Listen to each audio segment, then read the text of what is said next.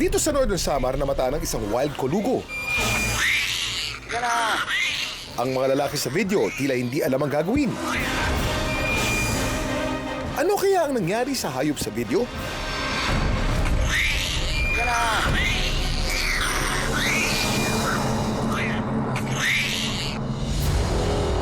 Mukhang pusa o daga sa unang tingin.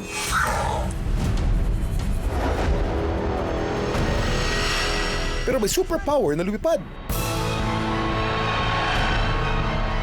Ang hayop na ito, hindi ibon, hindi rin paniki. At mas lalong, hindi AI.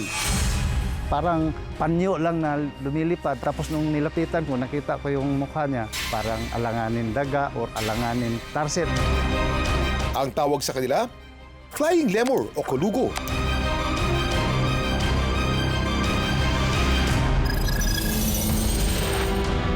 Dito muna tayo sa Bohol, kung saan malayo sa panganib at secured na secured ang mga kulugo o kagwang kung tawagin ng mga lokal. Ang kanilang tirahan, isang protected landscape lang naman sa ilalim ng DNR. Hindi sila disturbed dito sa protected area na ito. At saka marami silang food sources kagaya ng mga tumutubo na mga wild plants nandito sa kagubatan ng Rasa Katuna Protected Landscape. Ang mga kulugo makikitang clingy sa mga puno. Lahat kasi ng kailangan nila nandito na. Bukod sa nakakaiwas sila sa predators na nasa lupa, herbivore sila o halaman lang ang kinakain. Kadalasan kinakain nila yung mga dahon ng langka, yung apanang, kaimito. Since flying lemur are nocturnal, nag-start silang kumain mga 6 p.m. to 7 p.m. So yung kadalasan kumakain sila mga oras na yun. Pero kung walang makain sa kinakapitang puno o kung makakaramdam sila ng panganib, they go out in style. May specialized skin membrane ng mga kulugo na tinatawag na patagium. Nag-i-stretch ang malapad na balat na ito mula sa kanilang leeg papunta sa fingers, toes, and tail nila. Mukha man silang lumilipad, ang totoo nag-glide lang sila o sumasabay lang sa hangin mula sa mataas na lugar. Kaya nilang mag-glide ng up to 100 meters o katumbas ng 10 city buses na magkakadikit. Ang dami mong alam, Kuya Kim! Kung sa lugar na ito sa Bohol ay welcome ang mga turista na makita mga kulugo sa kanilang natural habitat, paano kaya kung ang mga kulugo maligaw sa tirahan ng mga tao? Kamangha-mangha at kahanga-hanga, pinusukan sinera at community sa interest ng online universe. Pero bakit nga ba nag-viral ang mga video ito? Samahan niyo akong himayin at alamin ang mga kwento sa likod ng mga viral video at trending topic dito lang sa Dami mong alam, Kuya Kim! At dapat kayo rin. Mukhang pinsan ng mga tamilok ang namumutik-tik, mapuputi at nagtataba ang ugaong. Oh, laki! Ito, alas ko para asa na ito ah! Ligtas ba itong kainin? Gulat po sila. Natitiri. Parang nakakatakot daw kainin.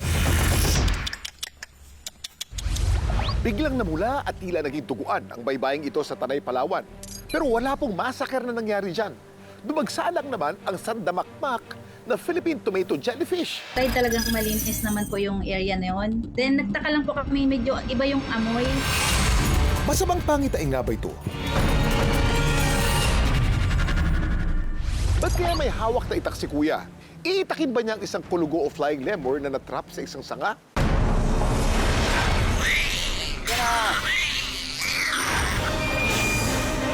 Ano kaya ang nangyari sa hayop sa video? Kahit kaya nilang magpasikat sa ere, hindi ibon ang mga kulugo, kundi mamal.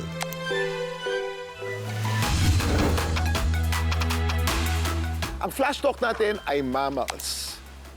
Ang mammals ay galing sa mga salitang mammary glands dahil ang mga ito ay may mga suso o pagpapadede ng mga bata.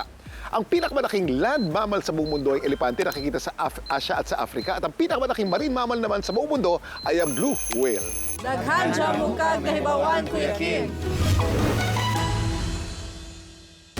Kung sa lugar na ito sa Bohol ay welcome ang mga turista na makita mga kulugo sa kanilang natural habitat, paano kaya kung ang mga kulugo maligaw sa tirahan ng mga tao? Ito na nga ang nangyari sa isang kulugo sa Northern Samar.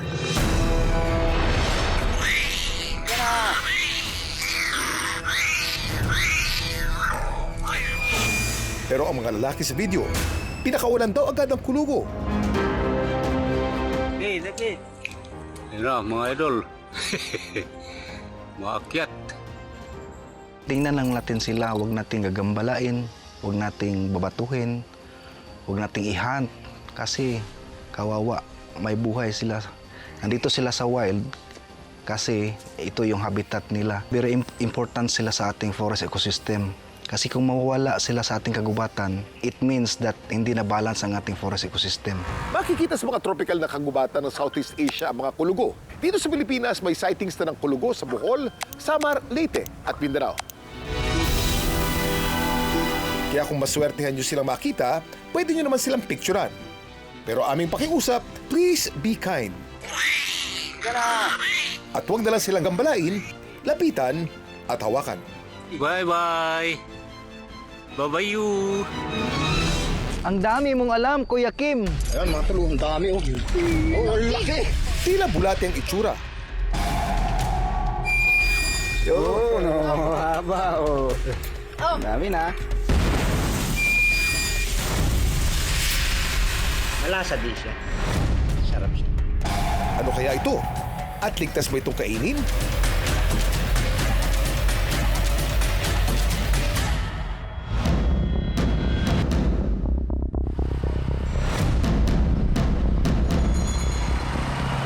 Ang mga lalaki sa video nakilala namin sa Pola Oriental Mindoro. At ang kinuha raw nila ay ang mga nilalang na kung tawagin ay ugaong. Sa videong ito, laking gulat nila nang iahon nila ang tipak ng bato. Ay, ang laki mga tol oh. Tumambad sa kanila ang naglalaki ang mga ugaong. Ayon kay Brixton, residente ng bayan ng Pola, ang ugaong ay isa sa mga kakaibang pagkaing matatagpuan sa kanilang komunidad. Nalaman ko ang pagkain ng ugaong dito sa aming lugar. Nung araw, dati, binibenta yan ng mga taga rito. Ang lasa niya ay parang kabibi na shell na nakuha rin dito sa ilog namin. Ganun ang lasa niya at may hawig din sa talaba. Ang exotic na hayop ibinida rin ni Brixton sa kanyang vlog. Yan yung bahay niya, mga tol. Ito yung kinukuha lang namin yung laman niya. Karamihan po ng aking mga followers at mga viewers nagulat po sila dahil nandidiri, parang nakakatakot daw kainin. Para mapalabas ang ugaong, ang nangunguha ay gumagawa ng tunog. Sabay hila doon sa ugaong sa kanyang shell. Ang nakasanayan kasi sa amin dito sa aming lugar, pag nagpalata ka ron ng ganun, mas mabilis mong makukuha yung ugaong, lalabas sila. Yun. Oh.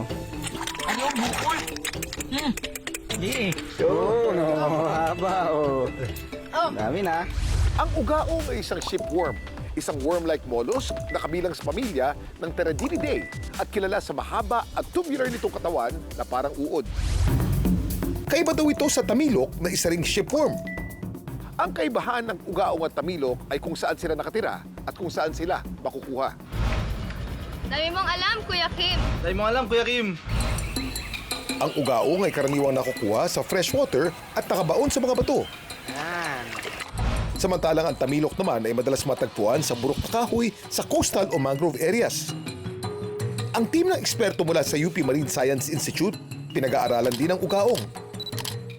Kakaiba siyang klase ng shipworm at iba rin yung kanyang tawag. Sa English, wala siyang common name. Kasi dito lang siya sa Pilipinas mahanap. Gumagawa siya ng parang tube.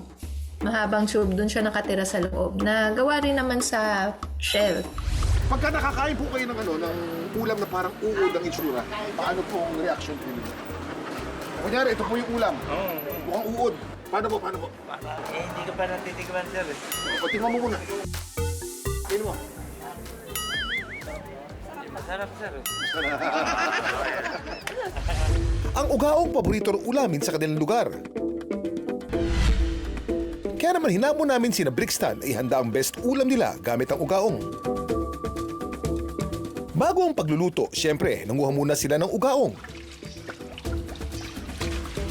Ang haba. Dami oh. Bigat. Dami ito.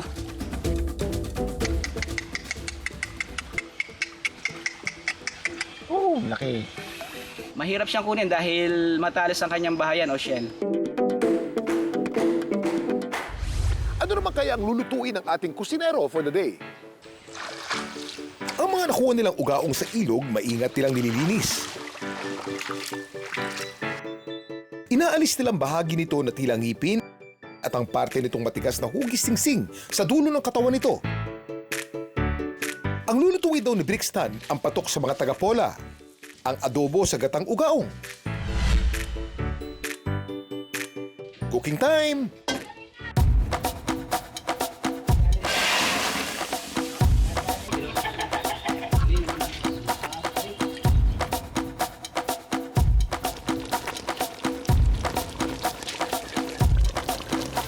Makalipas ang ilang minuto, ready to serve na ang adobo sa gatang ugaong. Kain na!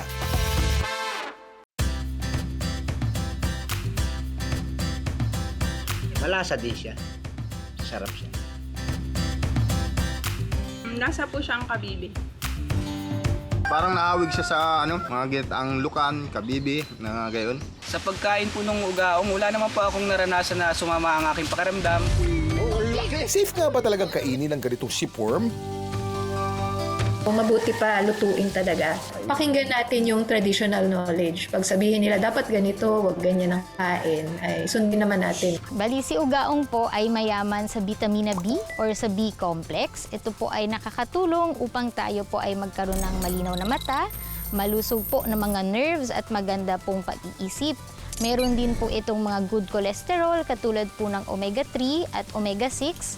Nakakatulong po ito upang maging malusog ang ating puso. Ang importante lang po talaga ay ligtas yung pagkukunan nila. Hindi talaga tayo mapapa o madidismaya sa mga kakaibang pagkain na bigay sa atin ng kalikasan.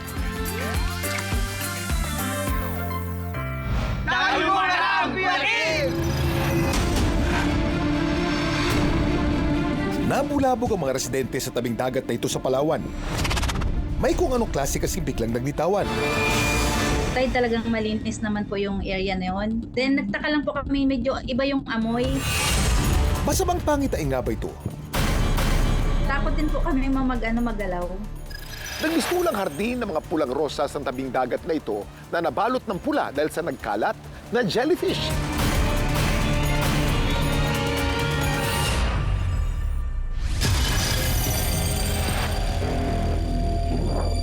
Ang 45 anyos na si Anne, laking Palawan daw talaga. Sa katunayan, umiikot ang buhay nila sa dagat. Retired member of the Philippine Marine Corps ang asawa niya, habang siya naman ay nagtatrabaho noon sa isang beach resort. Pero pagtagal ay naging aquacultural technician siya sa kanilang munisipyo. Pero itong pinakabagong umahon sa karagatan, ngayon daw niya nakita. Usually po ma'am, nakakakita kami yung jellyfish na marami po siyang galamay. Nakakamatay yung mga ganong klaseng jellyfish. Anong klaseng jellyfish nga kaya itong nasa viral video?